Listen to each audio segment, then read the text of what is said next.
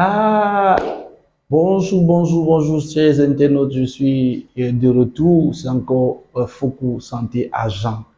Je suis de retour pour notre formation sur comment fixer les objectifs. Alors, comment se fixer les objectifs et les atteindre? Pourquoi se fixer des objectifs et dans quel but se fixer des objectifs?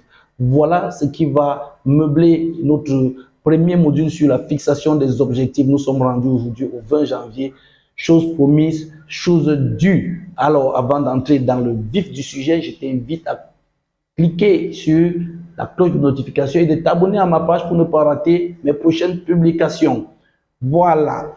Alors, je suis de retour parce que j'ai fait un tour du côté de l'Ouest Cameroun où j'ai passé pratiquement une semaine.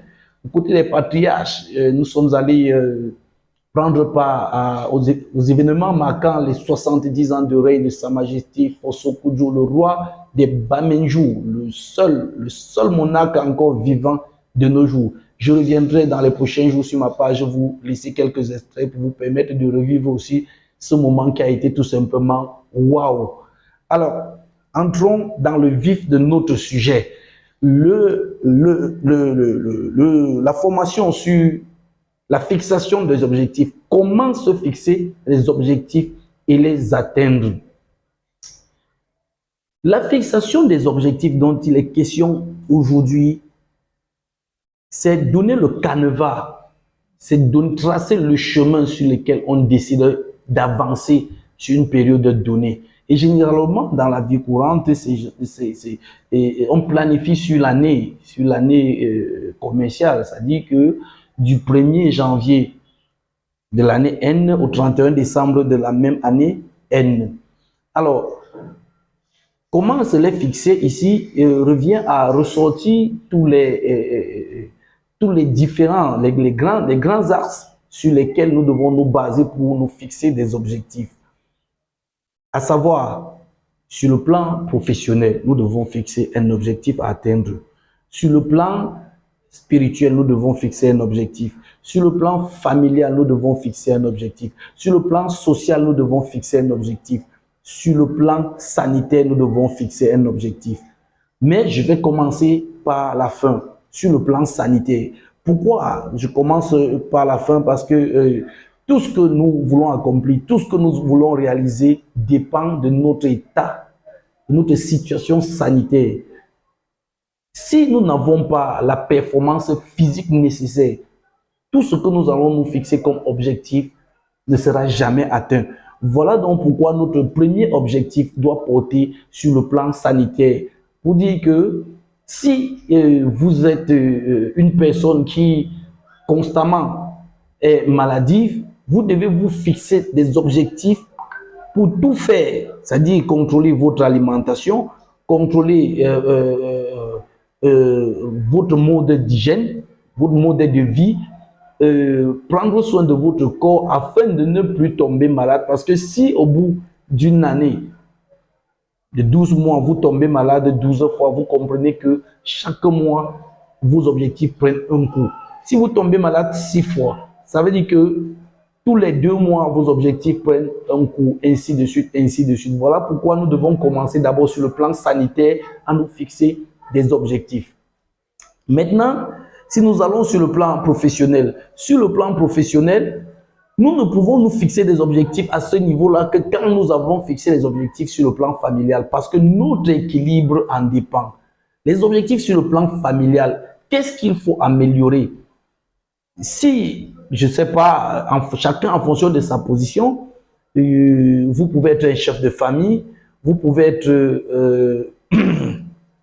une personne qui vit seule, vous pouvez être une personne qui appartient à une grande famille. Alors, vous devez voir les points sur lesquels vous devez vous améliorer au cours de l'exercice, au cours de l'année, pour retrouver votre équilibre psychique et moral, pour toujours avoir le bon mindset et vous permettre d'atteindre les objectifs que vous vous êtes fixés. Une fois que vous vous êtes fixé les objectifs sur le plan sanitaire, les objectifs sur le plan familial, vous devez maintenant vous fixer des objectifs sur le plan spirituel. Très important parce que tout ce que nous faisons dans la vie nous vient de Dieu.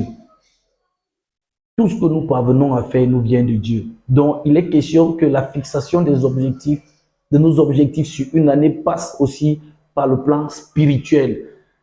Donc, nous nous fixons aussi des objectifs sur le plan spirituel. On peut se dire, voilà, je faisais telle chose qui n'était pas bien ou alors qui, à mon sens, n'était pas très commode.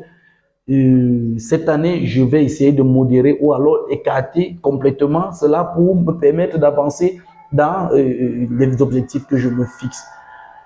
Quand on a poser les bases de ce triangle, c'est-à-dire sur le plan sanitaire, sur le plan familial et sur le plan spirituel, c'est à ce moment qu'on revient se dire, qu'est-ce qu'on fait sur le plan professionnel? Et on va revenir donc, voir qu'est-ce qu'on a envie de réaliser sur le plan professionnel. On décide de ce qu'on a envie de réaliser, on décide des actions à mettre sur pied pour les réaliser. Et on détermine exactement ce qu'on veut. Une fois que l'objectif est fixé sur le plan professionnel, il faut limiter maintenant, il faut donner l'objectif financier.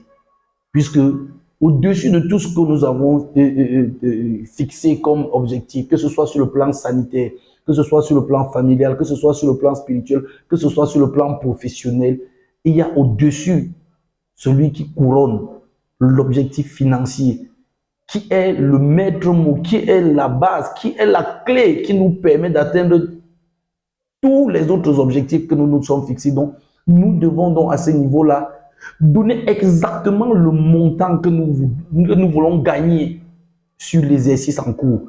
Donc, il n'est pas question ici de venir dire je veux avoir beaucoup d'argent, je veux avoir beaucoup d'argent. Non, beaucoup d'argent, ça ne veut rien dire.